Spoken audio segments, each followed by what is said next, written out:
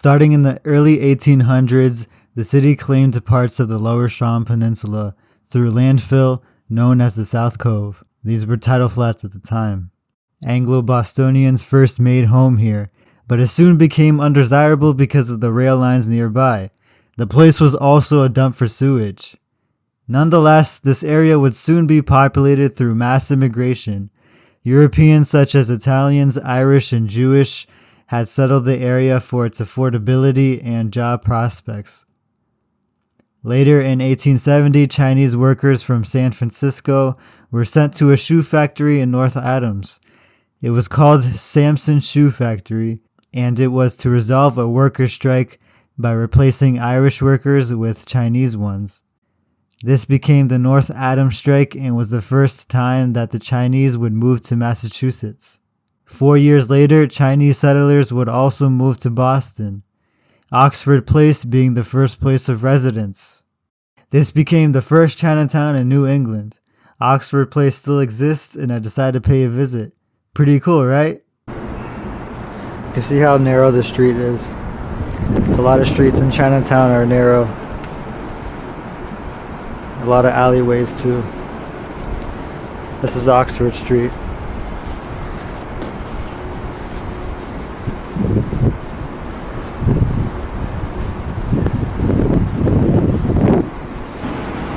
Over here is the entrance to Oxford Place. So this is Oxford Street. Over here is Oxford Place. Oxford Place over here. Oxford Street over here.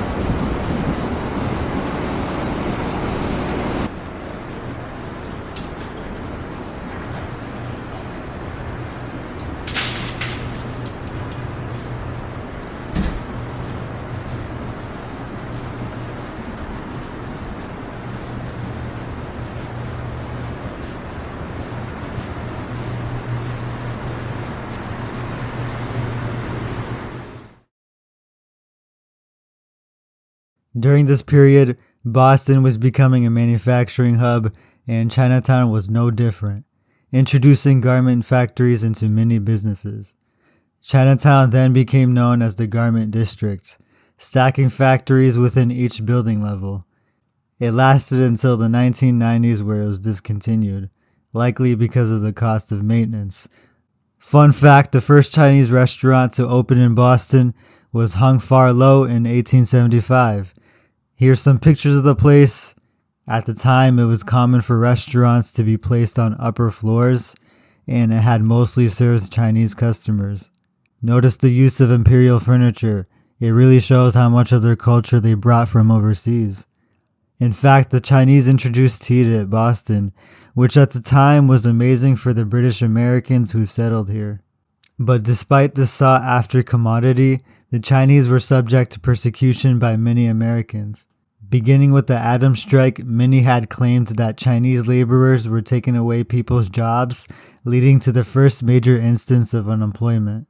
This led to the passing of the Chinese Exclusion Act in 1882, just 10 years after Chinatown's first settlement. This act prevented almost all Chinese from immigrating to the U.S. without permission from the Chinese government. Chinese laborers, exclusively men at the time, could not leave the country and return without applying for re-entry, as they were now considered foreign aliens. On top of that, Chinese residents also feared deportation, as a certificate of residence was now required to legally stay in the U.S. That is to say that if you were Chinese, you can either enter or stay in the country without fearing persecution. The Exclusion Act worked as intended. It had lowered the Chinese population altogether. For many people, the solution was to form their own community via Chinatowns, which is where Boston's Chinatown comes from. Many Chinatown residents adapted the strategy of taking settled occupations, mainly laundry. This became the dominant industry, and it created the garment district I was talking about earlier. But one thing to keep in mind is that many had no choice but to take this position to avoid conflict. And this was a difficult job. Workers report long hours of crouching in isolation of up to 18 hours a day, every day for a week of laundry. It was also paid very little. Do you think laundry is seen as a difficult job? No, but it clearly can be. This resulted in many Chinese saving their food rations from what they could barely afford. Another industry was food. Chinese restaurants became abundant during the early 20th century. Many were branching out to different audiences. For example, a Chinese-owned nightlife bar called Ruby Fu's Den catered towards a Western audience for the first time and was highly successful, sparking other places to do the same. Other food industries included grocery stores, butcher shops, vegetable growers, and bakeries. These were helpful in establishing a center for the Chinese community. The act would last until World War II, when it was lifted to promote allies with China. This opened new doors for Chinese Americans. In the 1950s, Chinatown surged in population, but the struggle definitely wasn't over. In 1964, the Mass Pike Boston extension was completed by Mass DOT, which tore down the homes and businesses of many Chinese residents. If that weren't enough, Boston's Central Artery was built as part of the Boston extension, which demolished about 1,000 buildings and displacing at least 20,000 residents, including ones from Chinatown. The Boston Redevelopment Authority was partly to blame for this. Through eminent domain, the BRA had sold properties in Chinatown to allow Mass DOT, the chance to plow its highway through the community. The BRA also sold properties to higher institutions like Tufts University and developers, creating high-rises which, by the way, are still being built today. As Chinatown grew, it forced residents to concentrate, creating one of the densest neighborhoods in Boston. Due to Chinatown's growth and vulnerability, residents and political activists came together to form groups that would help organize the neighborhood. Many coalitions were created that provided various services like activism, social and cultural services, and faith-based organizations. Here's one example of activism within Chinatown. In the 1990s, New England Medical Center proposed building a multi-floor parking garage on Parcel C in Chinatown. This would sit right next to a local daycare center and lead to higher levels of air pollution, dangerous for young, fragile lungs. The Chinese Progressive Association was created to protest against this project, which many residents supported, and it gave them a voice within mass media for the first time. Eventually, the community won the fight, giving light to Chinatown's cultural and political identity. By the 1960s and 70s, Boston was becoming the home of many immigrants and young Americans of color, which contributed towards the city's whites flight. This introduced many cultural spots within Boston, including buildings along Washington Street. Many had set up businesses that provided food, entertainment, and a unique nightlife, notably bars, X-rated theaters, strip clubs, and adult bookstores. It was a way of making money for many. This area was also filled with crime like prostitution and gambling. It's important to note that not all of Boston's combat zone was strictly businesses. Many people lived in furnished apartments alongside businesses. By the 1990s, the red light district came to a close due to the city's effort in creating a more positive image, along with the rise of rent and property management. Here's a little note about gambling.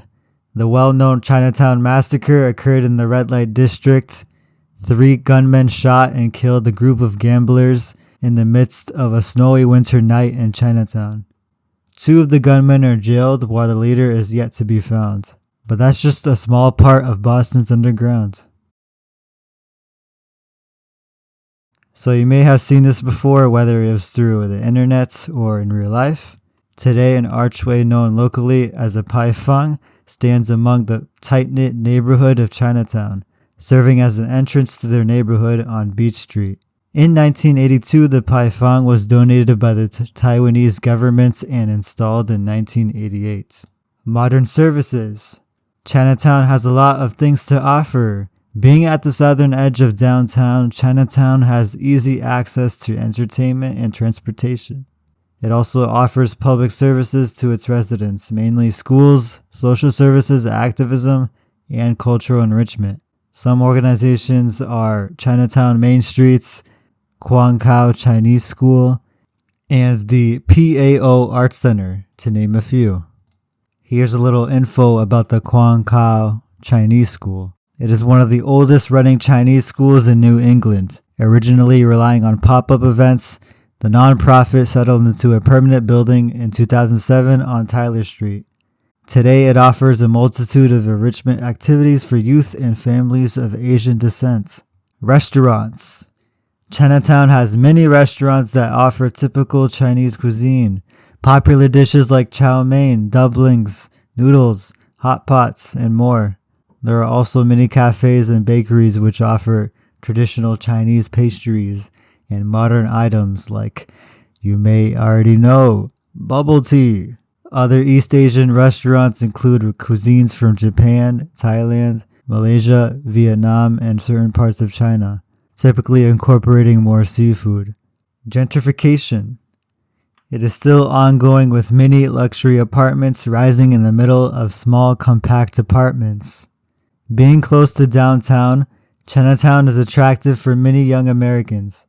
Originally being a blue-collared neighborhood, Chinatown has been called home for many laborers seeking employment. While there are still blue-collar jobs, many places have switched to the white-collared industry in proximity to Boston's financial district and seaport. Currently, Chinatown is at risk in losing a major part of its identity. The rise of rent costs have driven residents out of the area. In turn, new luxury hotels and apartments have risen out of vacant buildings, leading to the modern but bland look of gentrification. Chinatown gets smaller and smaller year after year, and concerns continue as new buildings proposals are thrown at every opportunity. One recent example includes a 25-story luxury hotel at 15 to 25 Harrison Avenue. Organizations like the CCAP and others are fighting back to prevent yet another gentrification sweep. Here are some more traditions. Boston Chinese New Year Parade. In honor of Lunar New Year, Chinatown will be celebrating on February 9. It is part of an annual tradition which features lion dances, drums and cymbals, national flags, colorful attire, food, and more. The parade navigates through the streets and alleyways of Chinatown, which you can simply follow by listening for it. There's also the August Moon Festival. Because of the nice weather, it is thought to celebrate health and well-being. It is also meant to give thanks for the good harvest. Sort of like Thanksgiving, you can kind of think of it like that. But as you can see, there's dragons and dances that are performed similar to the Chinese New Year. Chinatown continues to be a great example of a resilient community. Through many obstacles and efforts in reducing its significance, Chinatown still stands strong politically and culturally. It takes a good understanding of how Chinatown came about to realize its power, and I'm glad you were able to listen to the end.